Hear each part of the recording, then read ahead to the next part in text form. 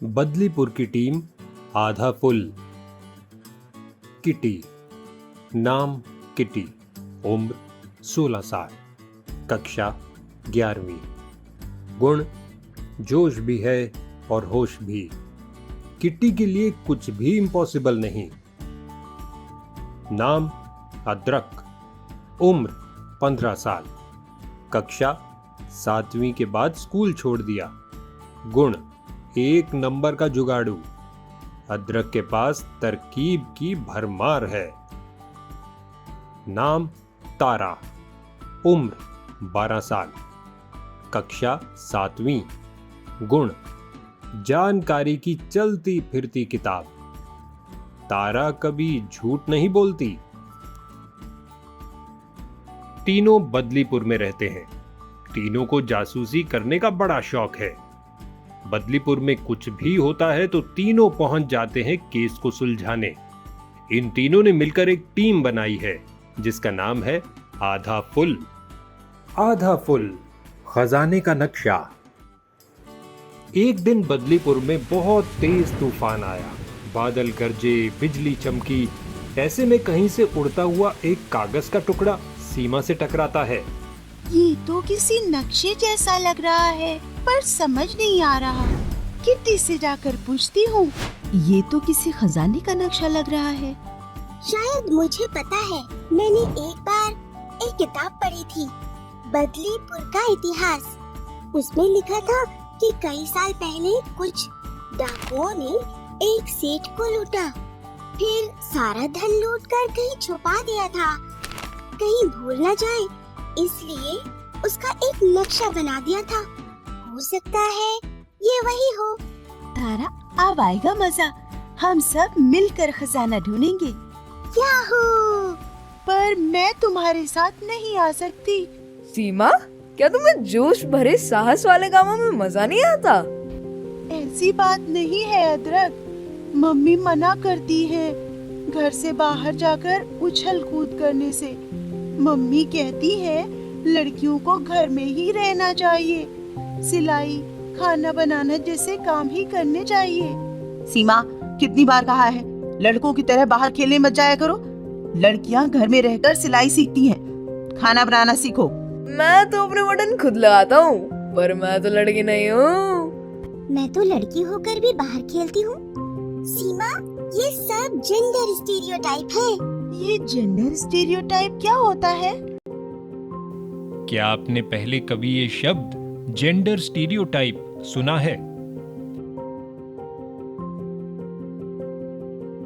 Gender का मतलब उस सामाजिक व्यवस्था से है जिसमें आप लड़के हैं या लड़की, इस आधार पर तय किया जाता है कि आपको कैसा दिखना चाहिए, कैसा चाल चलन होना चाहिए, कैसा बर्ताव करना चाहिए और क्या क्या काम करने चाहिए। आपसे क्या अपेक्षाएं रखी जाएंगी, आपके क्या कर्तव्य होंगे और किस तरह के अधिकार और साधन आपको दिए जाएंगे। यह भी इस बात पर निर्भर करता है कि आप लड़का है या लड़की। ये नियम लड़के और लड़कियों की शारीरिक क्षमता के अनुसार नहीं, बल्कि बरसों से चली आ रही रूढ़िवादी सोच के आधार पर बनाए जाते हैं। स्टीरियोटाइप्स का मतलब है समाज एक मानक तय करता है और फिर सबको उन्हीं मानकों पर चलने के लिए मजबूर करता है। जैसे सब लड़कियां घर की देखभाल करेंगी और सब लड़के पैसे कमाएंगे। अरे, लड़के जो कर सकते हैं लड़कियां भी कर सकती हैं। तुम लड़कों की तरह दोनों पाँव पे चल सकती हो। हाँ, चल सकती हूँ। तो जब चल सकती हो तो दौड़ भी सकती हो। फिर भी लड़कियों को मना करते हैं बाहर दौड़ने से। सीमा सोच में पड़ जाती है। अब अदरक को देखो, वही हाव भाव, वही दिल, वही दिमाग, फिर भी टोका टोकी। जेंडर स्टीरियोटाइप पर आपका क्या विचार है?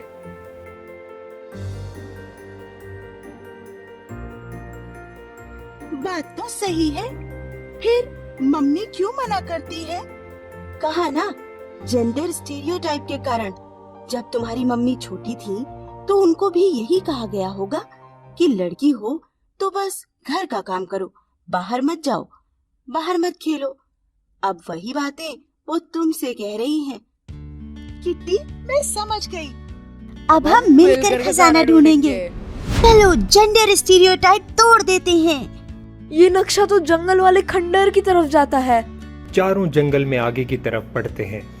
थोड़ी दूर चलने के बाद सामने एक गहरी खाई आती है। अब हम इस खाई को पार कैसे करेंगे? हमारे पास तो रस्सी भी नहीं है। मेरे पास एक तरकीब है। तरकीब? किटी बताओ कैसे पार करेंगे? इन जड़ों से लटक कर। याहू! एक एक कर चारों लटक कर खाई को पार कर लेते हैं। वाह, क्या तरकीबें हैं तुम्हारे पास। चलते चलते तीनों खंडर के पास पहुंचते हैं। खंडर इतना डरावना था कि अदरक का पसीना छूटने लगा। नक्शे के अनुसार खजाना इसी खंडहर में है। मुझे डर लग रहा है, मैं अंदर नहीं जाऊंगा। तुम सब यही रुको, मैं अकेली जाकर ले आऊंगी। अंदर पत्थर भी हटाने पड़ सकते हैं। सीमा, क्या तुम घर पाओगी? तुम भी जेंडर स्टीरियोटाइप में फंस गए। सोच रहे हो लड़की हूँ तो मैं ये नहीं कर पाऊंगी। दिमाग लगाना हो या पत्थर हटाना, मैं कर लूंगी। सीमा अंदर जाती है और पत्थर को हटाकर नीचे छुपा खजाना ढूंढ लेती है। मिल गया खजाना। सीमा खजाना लेकर बाहर आती है तो सब खुशी से झूम उठते हैं। अगले दिन सारे अखबारों में सीमा का कारनामा छपता है। टीवी पर समाचार में भी आता है। लड़कियाँ वो सब कर सकती हैं जो लड़के कर सकते हैं। पापा, LLDB, लड़का लड़की दोनों बराबर, बस आपके दिमाग में भी बराबर हो जाए। इस कहानी से आपने क्या सीखा?